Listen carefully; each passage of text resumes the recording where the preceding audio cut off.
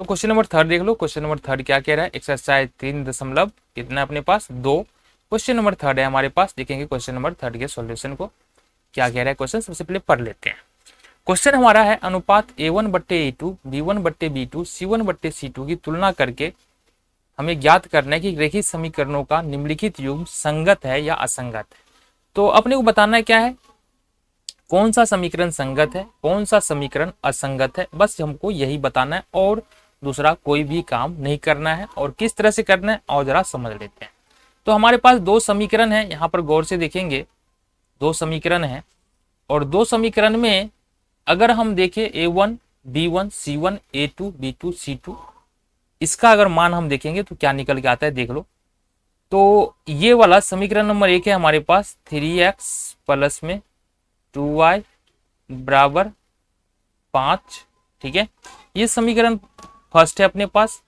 अब इस समीकरण फर्स्ट में थोड़ा सा हम चेंज करेंगे। और चेंज क्या करना है, इसको सामान्य रूप में लिखने के लिए हमको करना पड़ेगा 3x प्लस 2y और 5 को उठा करके इधर ले आओ तो ये हो जाएगा हमारे पास -5 बराबर 0। ये हो गया हमारे पास समीकरण नंबर 1।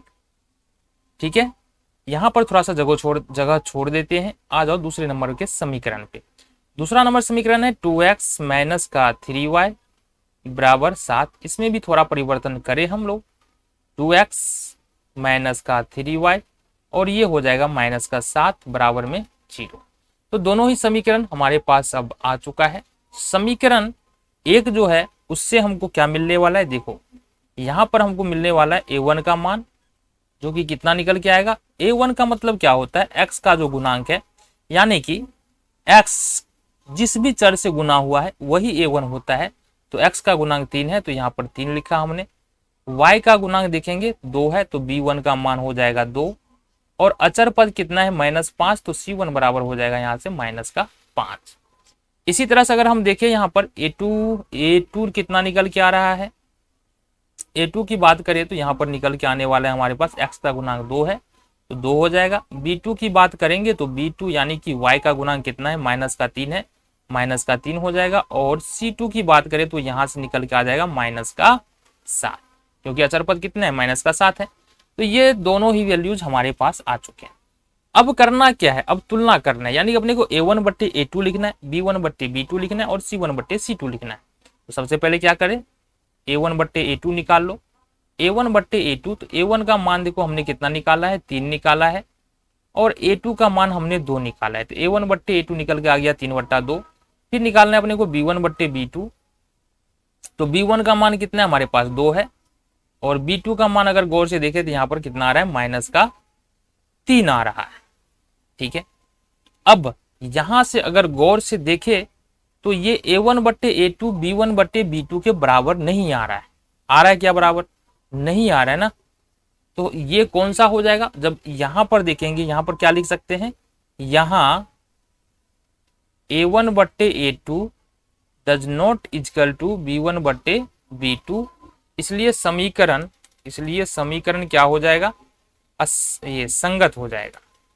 देखो हमारे पास दो ही केस होता है जब समीकरण संगत होता है। एक तो A1/A2, कौन कौन सा केस होता है, कौन सा दो को केस होता है जहां पर समीकरण संगत होता है।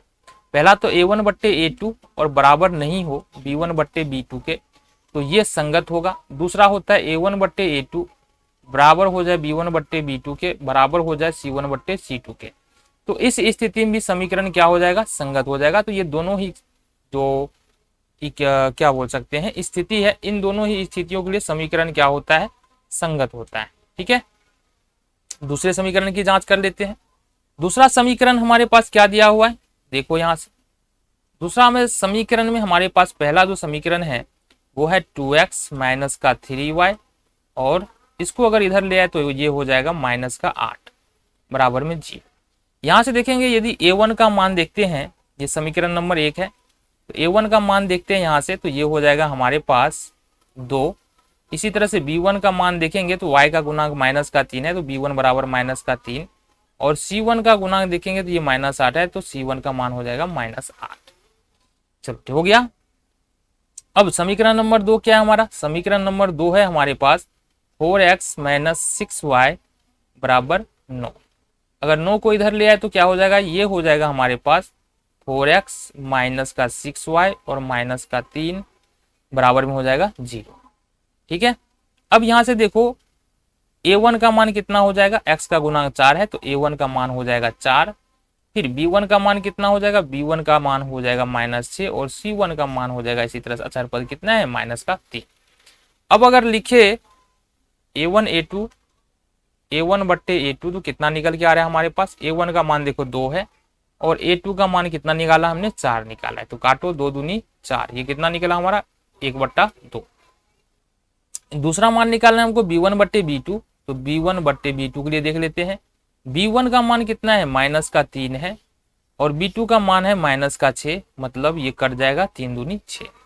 तीसरा मान देखते हैं यहाँ से c1 बट्टे c2 के लिए, c1 का मान कितना है यहाँ देखो -8 है और c2 का मान कितना है -3।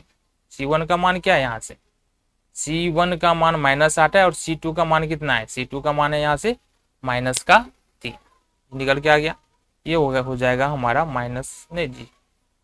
-8 और -9 है ना, c1 का मान -8 है और c2 का मान यहाँ पर गलत लिखा गया है, समीकरण के साथ थोड़ा सा गड़बड़ा गया है। देखो यहाँ से यहाँ भी थोड़ा सा मिस्टेक हुआ है, ये 9 होगा ना, चलो। और c2 बराबर क्या हो जाएगा हमारा c1, तो ये हो जाएगा a2, ये हो जाएगा b2, ये हो जाएगा c2 और c2 का मान कितना हो जाएगा हमारा -9। ठीक है, तो यहाँ से -8 c1 का मान हो जाएगा -8 और c2 का मान हो जाएगा हमारे पास -9। ठीक है, तो ये अगर काट दे तो क्या हो जाएगा, माइनस से माइनस कैंसिल 8/9। यहाँ से स्पष्ट क्या देख रहे हैं, यहाँ a1 बट्टे a2 बराबर है b1 बट्टे b2 के, बराबर नहीं है c1 बट्टे c2 के। देखो यहाँ से a1 a2 का मान 1/2 है, b1 b2 का मान भी यहाँ पर 1/2 है, लेकिन c1 बट्टे c2 का मान कितना है 8/9, जो कि बराबर नहीं है। इसलिए यह समीकरण क्या है, असंगत है। कौन सा हो जाएगा, ये असंगत हो जाएगा। चलो तीसरे नंबर का क्वेश्चन देखें। देखो यहाँ से थर्ड नंबर का क्वेश्चन है हमारे पास, पहला समीकरण क्या दिया है, 3/2x प्लस 5/3y और इसको अगर इधर लेके आएंगे तो ये हो जाएगा -7 बराबर 0। ये समीकरण 1 दिया है। यहाँ से अगर मान देख ले तो हमारे पास a1 का मान आ रहा है, x का गुणांक कितना है 3/2। इसी तरह से b1 का मान आ रहा है y का गुणांक 5/3 और c1 का मान आ रहा है, अचर पद है -7, ये वाला। ठीक है, दूसरे समीकरण में जाएंगे तो ठीक है, यहाँ से देखते हैं दूसरे समीकरण के लिए।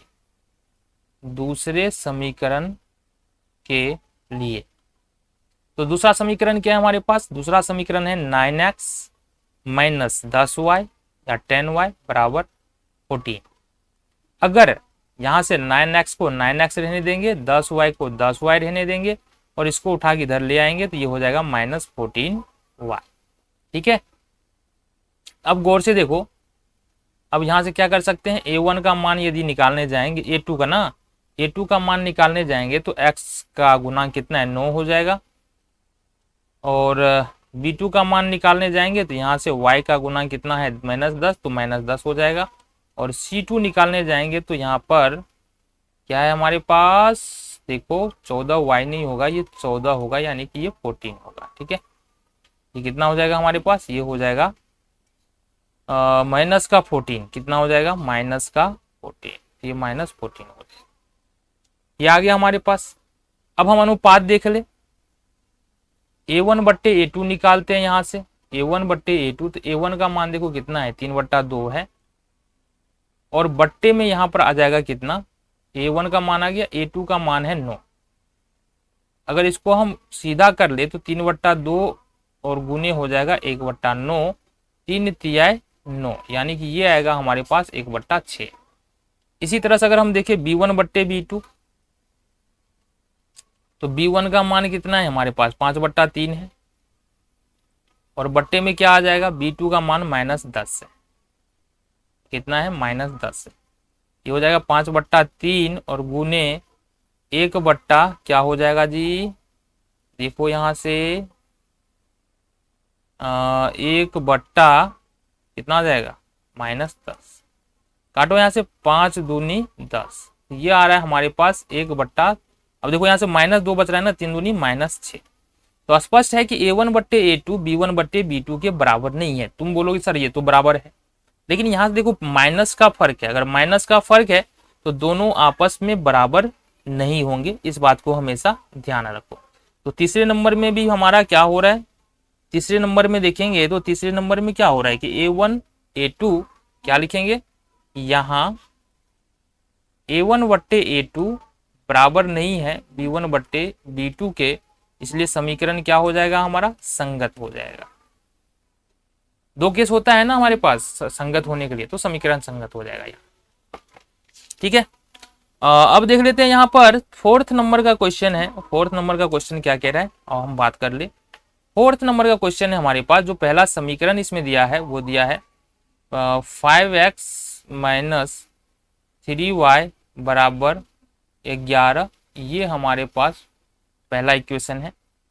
अब यहां से देखेंगे क्या हो जाएगा, ये हो जाएगा हमारे पास 5x - 3y और माइनस का 11 बराबर 0। क्या किया हमने, कुछ नहीं किया, 11 को हम उठा के इधर ले गए। अब इस समीकरण में देखेंगे A1 का मान कितना हो जाएगा, अब तो बता सकते हो, x का गुणांक 5 है तो 5 हो जाएगा। B1 का गुणांक कितना हो जाएगा, y का गुणांक -3 है तो -3 हो जाएगा। और C1 यानी कि इस समीकरण में, ये पहला समीकरण है, तो इस समीकरण में अचर पद कितना है -11, ये निकल के आ गया। समीकरण 2 के लिए, समीकरण 2 के लिए गौर से देखो,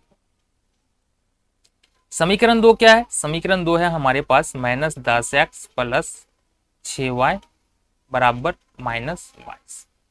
अब इसमें भी थोड़ा सा हम बदलाव कर रहे हैं, -10x ले लेंगे प्लस 6y ले लेंगे और प्लस में 22 हो जाएगा, बराबर में 0 हो जाएगा। ठीक है, अब यहां से देखेंगे तो A1 का मान यानी A2 का मान कितना निकल रहा है हमारे पास -10, B2 का मान कितना निकल रहा है 6 है ना y का गुणांक, और C2 का मान निकल रहा है 22 यानी कि 22 निकल के आ रहा है। अब आ जाओ बात कर लो।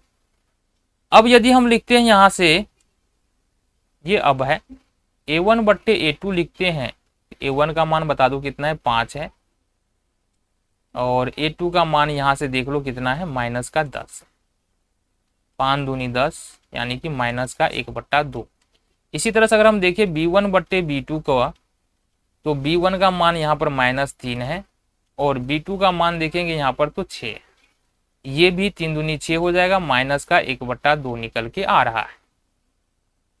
अब देखिए C1/C2 के लिए, तो C1 का मान कितना है यहाँ पर, C1 का मान है -11 और C2 का मान है 22। कितना है C2 का मान 22 है, तो 11 दूनी 22। यहाँ भी देखते हैं -1/2 निकल के आ रहा है। तो A1/A2 वो भी -1/2, B1/B2 वो भी -1/2 और C1/C2 वो भी -1/2। तो इस तरह से हम क्या बोल सकते हैं, यहाँ क्या आ रहा है जी, A1/A2 बराबर आ रहा है B1/B2 के, बराबर आ रहा है C1/C2 के, इसलिए समीकरण क्या है, संगत है। ठीक है, चलो जी बहुत बढ़िया। लास्ट क्वेश्चन है, देख लो, 5वां क्वेश्चन है थर्ड का। देखो, तो पहला जो समीकरण है हमारे पास यहाँ पर समीकरण 1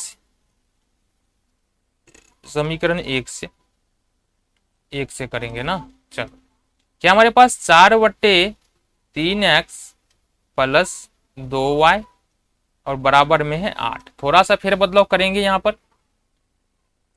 4/3x + 2y - 8 बराबर 0 हो जाएगा।